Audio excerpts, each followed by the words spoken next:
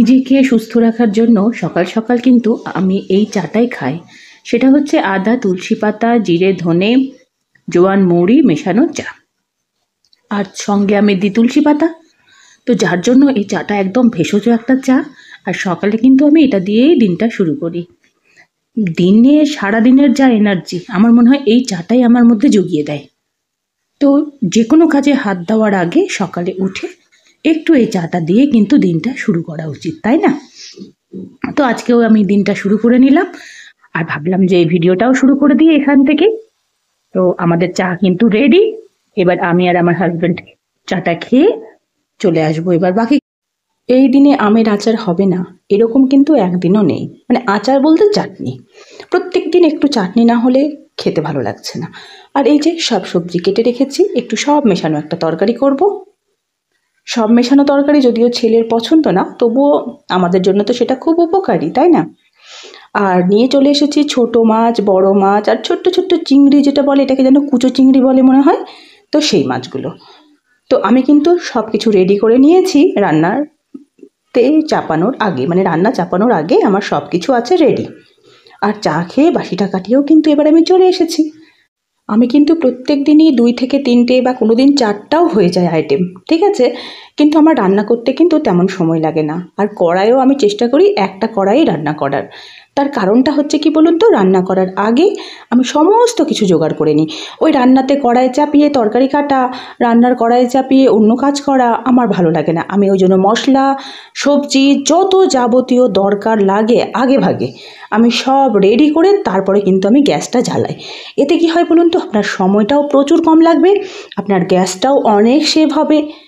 কারণ আমি আমার বাড়িতে গ্যাসেই তো সব কিছু করি, শুধু দুধ গরমটা হয় ইন্ডাকশানে, দুধ গরম আর চা। কিন্তু আমার গ্যাস কিন্তু 1.5 মাসের বেশি চলে যায়। কিন্তু আমার বাড়িতে কিন্তু খাওয়ার আইটেমও আপনারা দেখেছেন অনেক কিছুই করা হয়। ওই যে বললাম, মানে অপচয় জিনিসটা আমার একদমই পছন্দ না। ওই জন্য আমি সবসময় চেষ্টা করি যতটা যাবতীয় রান্না, আমি যদি 3 রকমের তরকারিও করি, আমি একদম সব রেডি করে ভাতের হাঁড়িতে জল রেখে তারপরে আমি কিন্তু রান্নাটা বসাই। মানে যেটাতে আমার কোনো গ্যাসটা ফাঁকা থাকবে না। আর আমি যদি ওই একবার এদিক একবার ওদিক করতে যাই, তাহলে কিন্তু এই রান্নাটাই করতে করতে আমার বেলা পার, সেই সকাল থেকে বিকেল অবধি আমাকে রান্নাই করতে হবে। আর রান্না করতে করতে কানে ডাক এলো যে গাছ বিক্রি করতে এসেছে। এবার আমার যেহেতু একটু পা ব্যথার হয়েছিল, আপনারা তো সবাই জানেন, তো আমি এখন তো উপর থেকে নামা ওঠাটা একটু কম করি সিঁড়ি দিয়ে। তো কর্তাবাবু কিন্তু চলে গেছে গাছ দেখতে। মানে এত ভালো লাগে গাছ, যেন মনে হয় যতটা রাজ্যের গাছ পাই সবটাই নিয়ে নিই। তো আমি ওকে বললাম, এক কাজ করো, কটা ইনডোর প্ল্যান্ট নিয়ে এসো। ভেতরটাকে আরও কয়েকটা যদি ইনডোর প্ল্যান্ট হয় তাহলে জানলাটা দেখতে বেশ ভালো লাগবে। আর এই যে এই গাছটা কর্তাবাবু কিনে আনলো নিচ থেকে। যেহেতু আমি ওপরের থেকেই মানে নামতে তো পারিনি, তো ওপর থেকে দেখে দেখে বলছিলাম। আর এই যে নিয়ে চলে এলাম আপনাদেরও দেখাবো বলে। এই 3টে গাছ এখন এলো আমার বাড়ির নতুন সদস্য হয়ে। তো আজ থেকে আমাদের বাড়ির কিন্তু সদস্য সংখ্যাটা বেড়ে গেল, তাই না বলুন?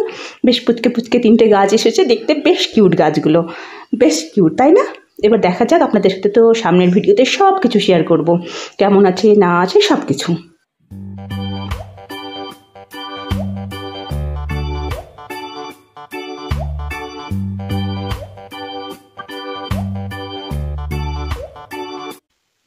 ডেইলি ব্লগস উইথ মৌমিতানিক চ্যানেলে আপনাদের সকলকে স্বাগত জানিয়ে আমি মৌমিতা নতুন দিনে নতুন এই ব্লগটি শুরু করছি। আশা করি যারা যে প্রান্ত থেকে আমার এই ভিডিওর সঙ্গে যুক্ত হয়েছেন তারা সকলে খুব ভালো আছেন। আর সত্যি কথা বলতে আপনাদের ভালোবাসায় আর ভগবানের আশীর্বাদে কিন্তু আমিও এখন ভালো আছি। আর আপনাদেরকে অনেক অনেক ধন্যবাদ এইভাবে পাশে থাকার জন্য। সত্যি মানে বলে বোঝাতে পারবো না। যখন ভিডিওতে আপনারা যে কমেন্টগুলো করেছেন সেই দুদিনে, মানে এত মনোবল এসেছে, মানে অনেক সময় হয় না ভালোবাসার যে চোখের জল সেটাও কিন্তু এসেছে। কখনো ভাবিনি যে এই প্ল্যাটফর্মে এরকমভাবে কারো কাছের হতে পারবো। আপনাদের সত্যি কথা বলতে মন থেকে অনেক অনেক ভালোবাসা। ভগবান আপনাদের সব ইচ্ছে পূর্ণ করুক। আর আজকে দিনটি শুরু করি তাহলে। না, এখন দিন শুরু করব না, দিন অনেক সকালে শুরু হয়ে গেছে। তো ভিডিওগুলো সেরকম তো আর সকাল সকাল করা হয় না, ওই রান্নার আগে কিছু একটা করে করে তো আপনাদের দেখালাম। আর এখন যেটা হচ্ছে ছেলে স্কুল চলে গেছে, আর যেহেতু এখন হাজব্যান্ড হচ্ছে বাড়িতে, তো আমার ওই দায়িত্বটা কমে গেছে স্কুল নিয়ে যাওয়া নিয়ে আসারটা। তো ওর বাবার সাথেই আজকে স্কুল গেছে। আমি তাহলে আপনাদের দেখাই যে আমি কি কি রান্না করেছি আর কি কি করলাম। চলুন এবার থেকে আপনার সাথে শেয়ার করি। তো এখন পুরো বাড়ি আমার ফাঁকা, তো এবার চলুন আপনাদের সাথে সব শেয়ার করি। এই যে দেখুন আমার সব কিন্তু পুজোর বাসনগুলো মাজা কমপ্লিট, একদম চকাচক।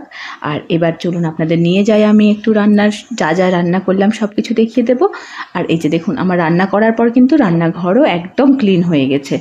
আর এই যে হচ্ছে আমের চাটনি, এই টাইমে আমের চাটনি খেতে কিন্তু খুব ভালো লাগে, তাই না? এখানে কেটে রেখেছি শসা, কুচি কুচি করে একটু শসা কেটে নিয়েছি।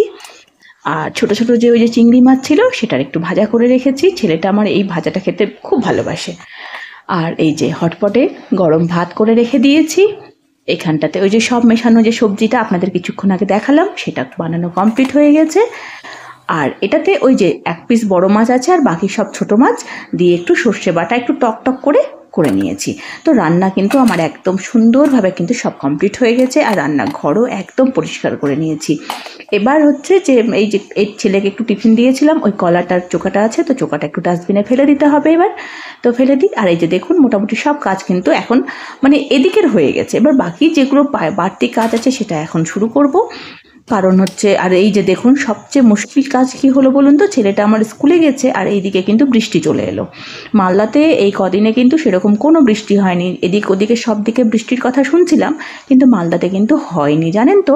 এবার গতকাল থেকে একটু একটু করে বৃষ্টি হচ্ছে, কিন্তু সেটাও যে খুব সেটা না।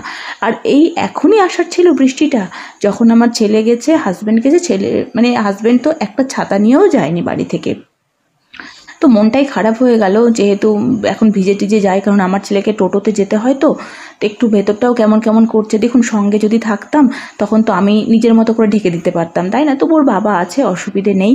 তো কিন্তু আমাকে এই জানলাটা টানতে হবে, এই জায়গাটায় দাঁড়াতে জানেন তো খুব ভালো লাগছে, এটা একটু ঠান্ডা ঠান্ডা হাওয়া আসছে, কিন্তু তার সাথে কি আসছে বলুন তো, ওই যে বৃষ্টির জলগুলোও চলে আসছে। তো বিছানাটা যেহেতু ভিজে যাবে তার জন্য আমাকে জানলাটা কিন্তু টেনে নিতে হবে, কিছু করার নেই। ইচ্ছে থাকলেও উপায় নেই, কিন্তু দেখতে বেশ ভালো লাগছে, সুন্দর লাগছে জায়গাটা। তাহলে আজকের ভিডিও আমি এখানেই শেষ করি, কারণ এখন আমি একটু হাজব্যান্ডকে ফোন করব যে ওরা ভিজে টিজে যায়নি। তো আজকে আসি, আগামীকাল আবার আসবো।